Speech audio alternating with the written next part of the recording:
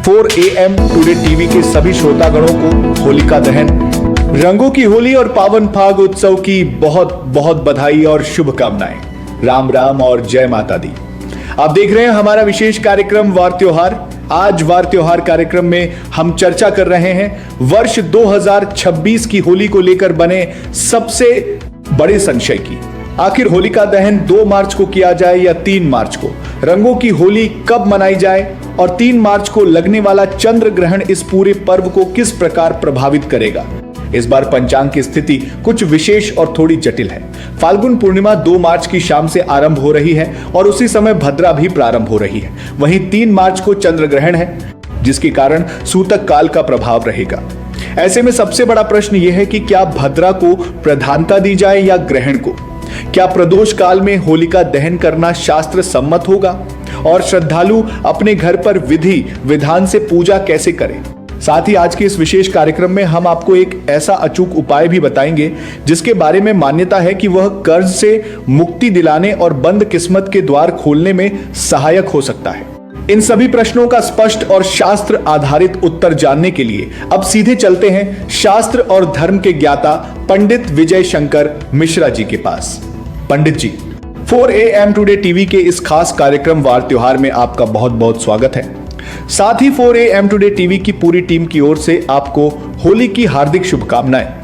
कृपया दर्शकों का मार्गदर्शन कीजिए और बताइए कि इस वर्ष होलिका दहन का सही दिन, रंगों वाली होली कब खेले, सही समय और पूजा की सही विधि क्या रहेगी। साथ ही वो अचूक उपाय भी बताइए जिसका हमारे श्रोताओं को बेसब्री से इंतजार है। जी बिल्कुल अर्चित जी, सबसे पहले आपको 4 AM टुडे टीवी की पूरी टीम को और सभी श्रोतागणों को होलिका दहन, रंगों की होली और पावन फाग उत्सव की हार्दिक शुभकामनाएं देता हूं। अब विस्तार से इस वर्ष 2026 की तिथि स्थिति को समझते हैं ताकि किसी प्रकार का भ्रम न रहे। फाल्गुन पूर्णिमा 2 मार्च 2026 को शाम 5:56 से प्रारंभ हो रही है और 3 मार्च को शाम 5:08 तक रहेगी। 2 मार्च की शाम से ही भद्रा प्रारंभ हो रही है जो 3 मार्च की सुबह 5:28 तक रहेगी। सामान्य नियम के अनुसार होलिका दहन पूर्णिमा की रात्रि में और भद्रा रहित प्रदोष काल में किया जाता है। प्रदोष काल लगभग सूर्यास्त के बाद शाम 6 बजे से रात 9 बजे तक माना जाता है, लेकिन इस वर्ष विशेष स्थिति यह है कि 3 मार्च को चंद्र ग्रहण है। शास्त्रों के अनुसार जिस दिन ग्रहण हो उस दिन पर्व नहीं मनाया जाता और ग्रहण से लगभग 9 घंटे पहले सूतक लग जाता है। सूतक काल में शुभ कार्य, पूजा और दहन वर्जित माने जाते हैं, इसलिए 3 मार्च को होलिका दहन करना उचित नहीं होगा। ऐसी स्थिति में शास्त्रों का निर्देश है कि यदि अगले दिन ग्रहण हो तो उसी दिन प्रदोष काल को प्रधान मानकर होलिका दहन किया जाए, भले ही भद्रा का स्पर्श हो। इसलिए 2 मार्च 2026 को शाम 6:22 से रात 8:53 तक होलिका दहन करना शास्त्र सम्मत और सर्वमान्य रहेगा।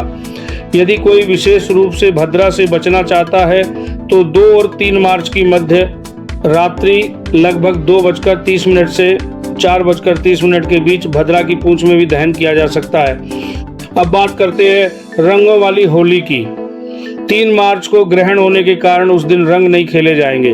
रंगों की होली, जिसे धुलंडी या फाग उत्सव भी कहा जाता है, 4 मार्च 2026 को मनाई जाएगी। यही दिन रंग, अबीर, गुलाल और उत्सव के लिए शुभ रहेगा। अब पूजा विधि समझ लीजिए। होलिका दहन के दिन सबसे पहले स्नान कर स्वच्छ वस्त्र धारण करें। घर के पास सुरक्षित स्थान पर लकड़ियों या उपलों का छोटा ढेर बनाएं। पूजा की थाली में रोली, अक्षत, फूल, मौली, हल्दी, गुड़, साबुत जौ या गेहूं, नारियल, दीपक और कपूर रखें। पूर्व या उत्तर दिशा की ओर मुख करके बैठें। दीपक जलाकर भगवान विष्णु और भक्त प्रहलाद का स्मरण करें और अग्निदेव से प्रार्थना करें कि हमारे जीवन की नकारात्मकता, रोग, बाधाएं और कष्ट इस अग्नि में भस्म हो जाएं। इसके बाद होलिका की 3 या 7 परिक्रमा करें। परिक्रमा करते समय जौ, गेहूं और गुड़ अग्नि में अर्पित करें। कपूर से अग्नि प्रज्वलित करें और परिवार की सुख, शांति, समृद्धि और आरोग्य की कामना करें। अगले दिन होलिका की राख का तिलक लगाना भी शुभ माना जाता है। अब बात उस अचूक उपाय की जिसकी हमारे दर्शक प्रतीक्षा कर रहे हैं। मान्यता है कि होलिका दहन की अग्नि में 7 लौंग, 7 साबुत काली मिर्च और थोड़ा सा गुड़ अपने सिर के ऊपर से 7 बार उतारकर अर्पित करें और प्रार्थना करें कि हमारे जीवन के कर्ज, आर्थिक बाधाएं और रुकी हुई उन्नति दूर हो।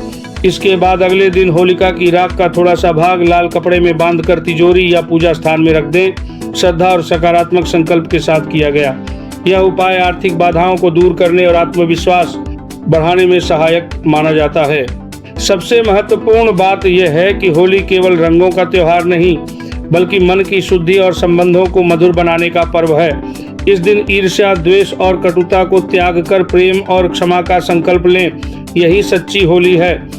एक बार फिर आप सभी को होलिका दहन और रंगों की होली की हार्दिक शुभकामनाएं। जय माता दी।